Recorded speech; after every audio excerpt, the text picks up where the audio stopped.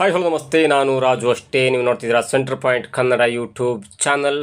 Siraj holder ಬೆಂಕಿ bowling. Punjab ವಿರುದ್ಧ ಗೆದ್ದಂಥ ಜಿಟಿ ತಂಡ ಗುಜರಾತ್ಗೆ ಹ್ಯಾಟ್ರಿಕ್ ಗೆಲುವು. ಏನಿದು ಅಪ್ಡೇಟ್ ಇವೆಲ್ಲವನ್ನ ನೋಡೋಣದಕ್ಕಿಂತ ಮೊದಲು ಇಲ್ಲಿ ತನಕ ನಮ್ಮ ಚಾನಲ್ ಸಬ್ಸ್ಕ್ರೈಬ್ ಮಾಡಿಲ್ಲ ಅಂದರೆ ಈಗಲೇ ಸಬ್ಸ್ಕ್ರೈಬ್ ಮಾಡಿ, ಜೊತೆಗೆ ಕಾಮೆಂಟ್ಗಳ ಮುಖಾಂತರ ತಮ್ಮ ಅಭಿಪ್ರಾಯವನ್ನು ತಿಳಿಸಬಹುದು.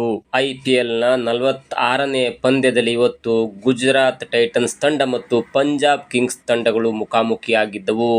ನರೇಂದ್ರ ಮೋದಿ ಸ್ಟೇಡಿಯಂನಲ್ಲಿ ನಡೆದಂಥ ಈ ಮ್ಯಾಚ್ನಲ್ಲಿ ಗುಜರಾತ್ ತಂಡ ಪಂಜಾಬ್ ಕಿಂಗ್ಸ್ ತಂಡವನ್ನು ಬರೋಬ್ಬರಿ 4 ವಿಕೆಟ್ಗಳಿಂದ ಸೋಲಿಸಿ ಇದೀಗ ಅಂಕಪಟ್ಟಿಯಲ್ಲಿ 5ನೇ ಸ್ಥಾನಕ್ಕೆ ಏರಿದೆ. ಇನ್ನು ಮೊದಲು ಟಾಸ್ ಗೆದ್ದಂಥ ಗುಜರಾತ್ ಟೈಟನ್ಸ್ ತಂಡ ಪಂಜಾಬ್ ಕಿಂಗ್ಸ್ ತಂಡಕ್ಕೆ ಬ್ಯಾಟಿಂಗ್ ಮಾಡುವಂಥ ಅವಕಾಶವನ್ನು ಕೊಡುತ್ತೆ. ಹೀಗಾಗಿ ಮೊದಲು ಬ್ಯಾಟಿಂಗ್ ಮಾಡಿದಂಥ ಪಂಜಾಬ್ ಕಿಂಗ್ಸ್ ತಂಡ 20 ಓವರ್ಗಳಲ್ಲಿ 9 ವಿಕೆಟ್ ನಷ್ಟಕ್ಕೆ 163 ರನ್ನನ್ನು ಮಾಡಿ ಗುಜರಾತ್ ತಂಡಕ್ಕೆ 164 ರನ್ಗಳ ಒಂದು ಸುಲಭ ಟಾರ್ಗೆಟನ್ನು ನೀಡುತ್ತೆ. ಇನ್ನು ಈ ಟಾರ್ಗೆಟನ್ನು ಬೆನ್ನತ್ತಿದಂಥ ಗುಜರಾತ್ ಟೈಟನ್ಸ್ ತಂಡ ಇನ್ನೂ ಒಂದು ಎಸೆತ ಬಾಕಿ ಇರುವಂತೆ ರೋಚಕ ಪಂದ್ಯದಲ್ಲಿ 6 ವಿಕೆಟ್ಗಳನ್ನ ಕಳ್ಕೊಂಡು 167 ರನ್ನನ್ನು ಮಾಡಿ 4 ವಿಕೆಟ್ಗಳ ರೋಚಕ ಜಯವನ್ನು ಸಾಧಿಸುತ್ತೆ. ಜೊತೆಗೆ ಅಂಕಪಟ್ಟಿಯಲ್ಲಿ ಇದೀಗ 12 ಅಂಕಗಳೊಂದಿಗೆ 5ನೇ ಸ್ಥಾನಕ್ಕೆ ಏರಿದೆ. ಇನ್ನು ಈ ಪಂದ್ಯದಲ್ಲಿ ಯಾರ ಬ್ಯಾಟಿಂಗ್ ಹೇಗಿತ್ತು, ಯಾರ ಬೌಲಿಂಗ್ ಹೇಗಿತ್ತು ಎನ್ನುವುದನ್ನು ನೋಡ್ತಾ ಇದ್ರೆ, ಮೊದಲು ಬ್ಯಾಟಿಂಗ್ ಮಾಡಿದಂಥ ಪಂಜಾಬ್ ಕಿಂಗ್ಸ್ ತಂಡದ ಓಪನಿಂಗ್ ಸ್ಲಾಟ್ ಅಂತೂ ತುಂಬ ಕೆಟ್ಟದಾಗಿತ್ತು. ಅದರಲ್ಲೂ 2ನೇ ಬಾಲ್ನಲ್ಲಿ ಪ್ರಿಯಾಂಶು ಆರ್ಯ ಔಟ್ ಆಗ್ತಾರೆ. 3ನೇ ಬಾಲ್ನಲ್ಲಿ ಕೊಹ್ಲಿ ಕೂಪರ್ ಕೂಡ ಔಟ್ ಆಗ್ತಾರೆ. ಮೊಹಮ್ಮದ್ ಸಿರಾಜ್ ಅವರು ಮಾಡಿದಂಥ ಮೊದಲ ಓವರ್ನಲ್ಲಿ 2 ವಿಕೆಟ್ ಹೋಗುತ್ತೆ. ಜೊತೆಗೆ ಅದಾದ ನಂತರ ಬ್ಯಾಟ್ಸ್ಮನ್ನು ಕೂಡ ಔಟ್ ಮೇಲೆ ಔಟ್ ಆಗಿ ಪಂಜಾಬ್ ಕಿಂಗ್ಸ್ ತಂಡ ಒಂದು ಹಂತಕ್ಕೆ ಸಂಕಷ್ಟಕ್ಕೆ ಸಿಲುಕತ್ತೆ. ಯಾವ ಮಟ್ಟದ ಸಂಕಷ್ಟಕ್ಕೆ ಸಿಲುಕತ್ತೆ ಅಂದರೆ 47 ರನ್ ಆಗುವಷ್ಟರಲ್ಲಿ 5 ವಿಕೆಟ್ಗಳು ಕೂಡ ಕಳ್ಕೊಳ್ಳುತ್ತೆ. ಅದಾದ ನಂತರ ಬಂದಂಥ ಸೂರ್ಯಾಂಶು ಹೆಗಡೆ 57 ರನ್ನನ್ನು ಮಾಡಿ ತಂಡಕ್ಕೆ ನೆರವಾಗ್ತಾರೆ.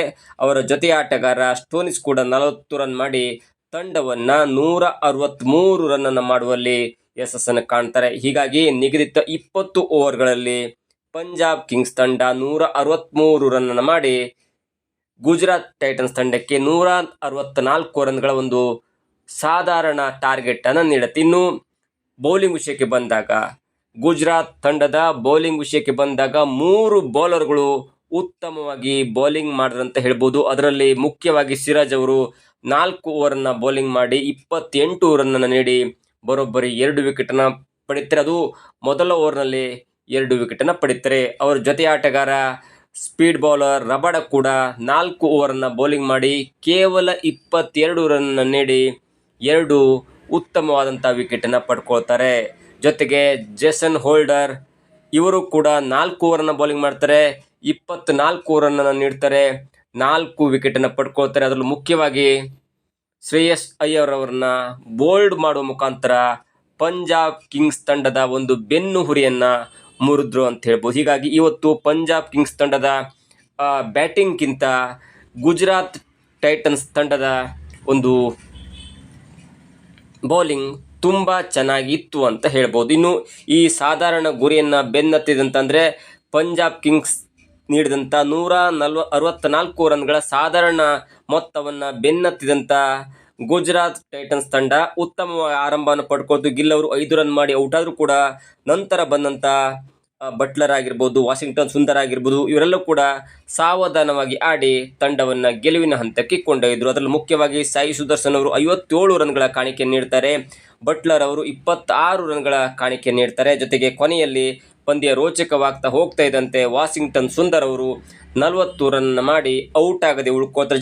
ಜೊತೆಗೆ 167 ರನ್ಗೆ 6 ವಿಕೆಟನ್ನು ಕಳ್ಕೊಂಡು ಗುಜರಾತ್ ಟೈಟನ್ಸ್ ತಂಡ 4 ವಿಕೆಟ್ಗಳ ಒಂದು ರೋಚಕ ಜಯವನ್ನು ಸಾಧಿಸುತ್ತೆ. ಇನ್ನು ಪಂಜಾಬ್ ಕಿಂಗ್ಸ್ ತಂಡದ ಬೌಲಿಂಗ್ ವಿಷಯಕ್ಕೆ ಬಂದಾಗ ಹರ್ಷದೀಪ್ ಸಿಂಗ್ ಅವರು 2 ವಿಕೆಟನ್ನು ಪಡ್ಕೊಳ್ತಾರೆ. ವಿಜಯ್ ಕುಮಾರ್ ಅವರು 2 ವಿಕೆಟನ್ನು ಪಡ್ಕೊಳ್ತಾರೆ. ಹೀಗಾಗಿ ಪಂಜಾಬ್ ಕಿಂಗ್ಸ್ ತಂಡ ನೀಡಿದಂಥ 163 ರನ್ಗಳ 164 ರನ್ಗಳ ಟಾರ್ಗೆಟನ್ನು ಬೆನ್ನತ್ತಿದಂಥ ಗುಜರಾತ್ ಟೈಟನ್ಸ್ ತಂಡ ಇನ್ನೂ ಒಂದು ಎಸೆತ ಬಾಕಿ ಇರುವಂತೆ 4 ವಿಕೆಟ್ಗಳ ರೋಚಕ ಗೆಲುವನ್ನು ಸಾಧಿಸಿ ಇದೀಗ ಅಂಕಪಟ್ಟಿಯಲ್ಲಿ 5ನೇ ಸ್ಥಾನಕ್ಕೆ ಏರಿದೆ. ಇನ್ನು ಅಂಕಪಟ್ಟಿಯನ್ನು ನೋಡ್ತಾ ಹೋದರೆ ಪಂಜಾಬ್ ಕಿಂಗ್ಸ್ ತಂಡ 9 ಪಂದ್ಯವನ್ನು ಆಡಿ 6 ಪಂದ್ಯವನ್ನು ಗೆದ್ದು 2 ಪಂದ್ಯವನ್ನು ಸೋತು ಇದೀಗ 13 ಅಂಕಗಳೊಂದಿಗೆ ಪ್ರಥಮ ಸ್ಥಾನದಲ್ಲಿದೆ. ಇನ್ನು ಗುಜರಾತ್ ಟೈಟನ್ಸ್ ತಂಡ ತಾನು ಆಡಿರುವಂಥ 10 ಪಂದ್ಯದಲ್ಲಿ 6 ಪಂದ್ಯವನ್ನು ಗೆದ್ದು 4 ಪಂದ್ಯವನ್ನು ಸೋತು 12 ಅಂಕಗಳೊಂದಿಗೆ ಇದೀಗ ರನ್ ರೇಟ್ ಆಧಾರದಲ್ಲಿ 5ನೇ ಸ್ಥಾನದಲ್ಲಿದೆ. ಅದರಲ್ಲೂ ಮುಖ್ಯವಾಗಿ ಗುಜರಾತ್ ಟೈಟನ್ಸ್ ತಂಡ ಇದೀಗ ಹ್ಯಾಟ್ರಿಕ್ ಗೆಲುವನ್ನು ಸಾಧಿಸಿದೆ.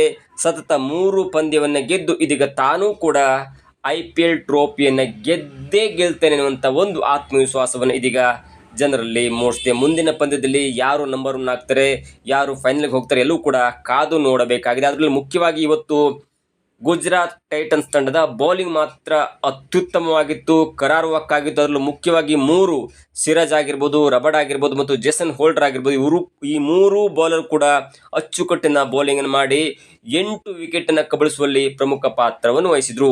ಇನ್ನು ನಾಳಿನ ಪಂದ್ಯದಲ್ಲಿ ಸೋತಂತ ಕೊನೆಯ ಟಾಪ್ ಅಂಕಪಟ್ಟಿಯಲ್ಲಿ ಕೊನೆಯಲ್ಲಿರುವಂಥ 2 ತಂಡಗಳು ಮುಖಾಮುಖಿಯಾಗತ್ತೆ. ಅದು ಲಕ್ನೋ ಸೂಪರ್ ಜೈಂಟ್ಸ್ ತಂಡ ಮತ್ತು ಮುಂಬೈ ಇಂಡಿಯನ್ಸ್ ತಂಡ ಮುಖಾಮುಖಿಯಾಗತ್ತೆ. ಆ ಪಂದ್ಯದಲ್ಲಿ ಯಾವ ಟೀಮ್ ಸೋಲತ್ತಲ್ಲ ಅದು ನೇರವಾಗಿ ಮನೆಗೆ ಹೋಗುವಂಥ ಎಲ್ಲ ಸಾಧ್ಯತೆ ಕೂಡ ಇದೆ. ಇದಾಗಿತ್ತು ಇವತ್ತಿನ ವಿಶೇಷ. ನೋಡ್ತಾ ಇರಿ centre point Kannada YouTube channel.